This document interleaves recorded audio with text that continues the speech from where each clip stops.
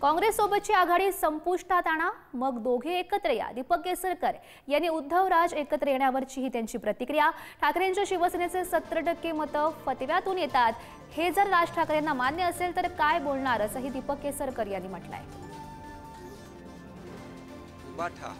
याची 60 ते 70% मतं ही फतव्यातून येतात, ही वस्तुस्थिती आहे.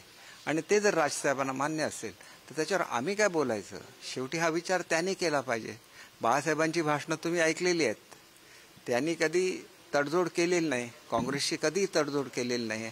त्याच्यामुळं अगोदर काँग्रेसबरोबरची महाविकास आघाडी संतुष्टात आणावी आणि नंतर दोघांनी एकत्र आलं तर इतर लोकांना अधिक आनंद होईल असं मला स्वतःला वाटतं. हे माझं व्यक्तिगत मत आहे.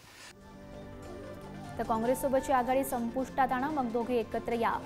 युतीवर, मनसे शिवसेनेच्या युतीवर आता दीपक केसरकर यांची आपण ही प्रतिक्रिया बघू शकतो.